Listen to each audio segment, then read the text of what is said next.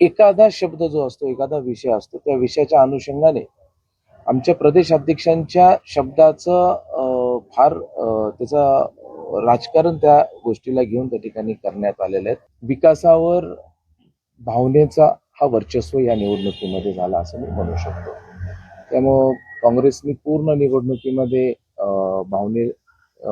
भावनिक आव्हान करूनच जी युती झाली नाही त्याचा फटका बसला किंवा त्याचं नुकसान झालं, काँग्रेसला जास्त बेनिफिट झाला असं म्हणता येईल? नाही, आपण जर पाहिलं राष्ट्रवादीचे जरी देखील मतं जर आपण एकत्रित पाहिले, त्यांना देखील अपेक्षित तसं मतदान झालेलं नाहीये. आणि भारतीय जनता पार्टीला जर आपण एकंदरीत पूर्ण मतदार आपण जर पाहिलं, गेल्या 2017 मध्ये लातूरमध्ये जेवढं मतदान झालं होतं त्याच्यापेक्षा 1.5% मतदान भारतीय जनता पार्टीला अधिकचं झालेलं आहे. पण काही प्रभागांमध्ये जिथं आपला पराभव झालेला आहे, जिथं आपण मागे पडलो, त्या ठिकाणी जे आपल्या सीट्स गेलेल्या आहेत ते 200, 250, 400, 500 मताच्या ह्याने गेलेले आहेत.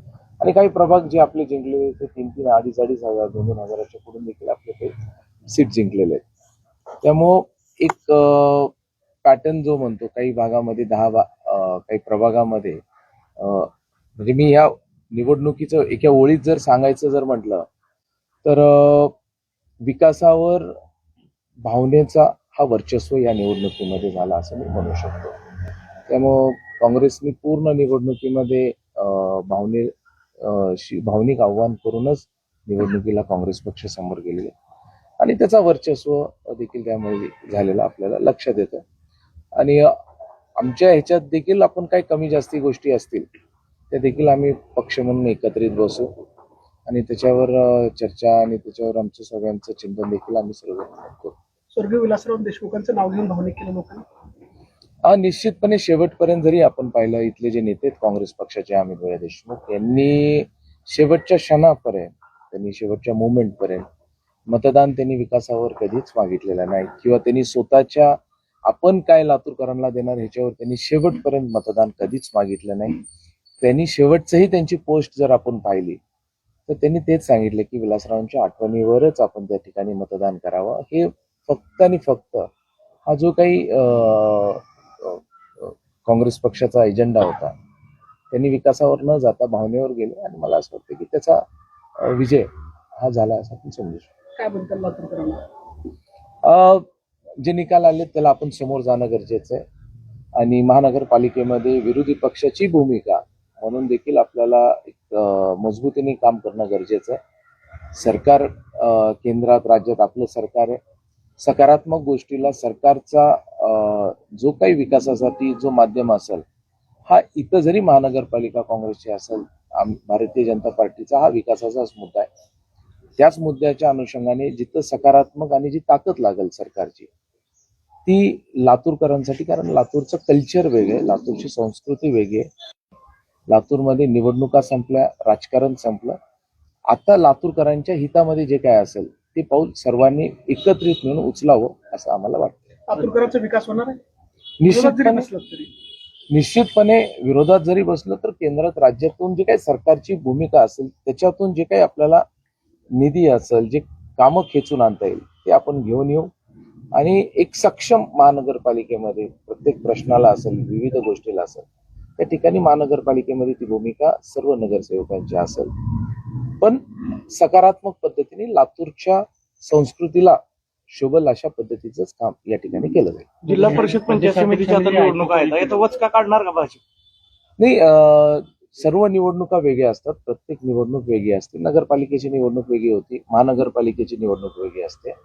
एखादा शब्द जो असतो, एखादा विषय असतो, त्या विषयाच्या अनुषंगाने आमच्या प्रदेश अध्यक्षांच्या शब्दाचं फार त्याचा राजकारण त्या गोष्टीला घेऊन त्या ठिकाणी करण्यात आलेलं आहे.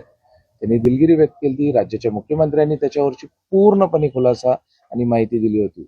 हा काँग्रेसने कदाचित ह्या मुद्द्याच्या बाहेरच पूर्ण प्रचारात गेले. आपण सर्व पत्रकारात प्रत्येक गोष्टीतून आपल्या लक्षात येते की ह्या मुद्द्याच्या बाहेरच त्यांनी गेले नाही. लातूरकरांसाठी काय ते करणार आहेत हा विषयच त्यांनी सांगितला नाही. शेवट याच वक्तव्याचा फटका बसलाय? नाही, ह्या वक्तव्याचा फटका नाही. भावनिक आव्हान जे त्यांनी त्या ठिकाणी केलं, त्या भावनिक आव्हानाला त्यांनी अधिक खालीपर्यंत घेऊन जाण्याचा प्रयत्न केला.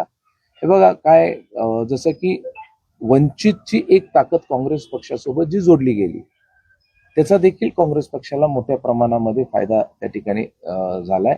आपण जर मागचे निकाल जरी एकत्रित पाहिले वंचितने मोठ्या प्रमाणात मताधिक्य घेतलं होतं.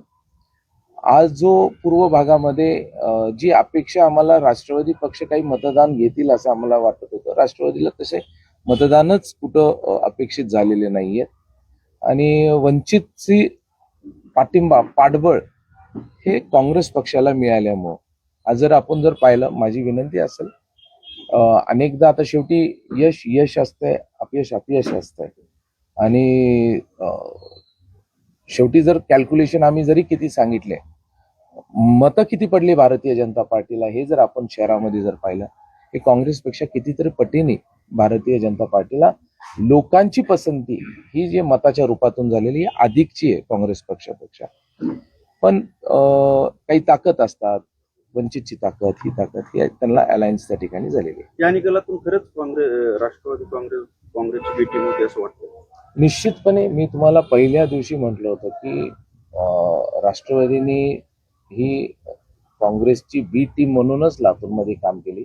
इथल्या जे वरिष्ठ नेते होते राष्ट्रवादीचे यांच्या कुणाच्याच मनामध्ये वेगळं लढायचं नव्हतं. पण स्थानिकच्या जे नंतर काँग्रेसमधून जे राष्ट्रवादीमध्ये आले हा त्यांचा हट्टास होता की आपण वेगळं लढायला पाहिजे. आणि त्या हट्टासापोटी आज जर आपण पाहिलं जे मताचं विभाजन जर काही ठिकाणी झालं नसतं तर आता आमची 1 नंबर प्रभाग आहे, काही असे प्रभाग आहे, त्या ठिकाणी भाजपच्या जागा सरळ सरळ लागल्या असत्या. 8 नंबरचा प्रभाग आहे, ह्याच्यामध्ये देखील भारतीय जनता पार्टीची जागा आली असती.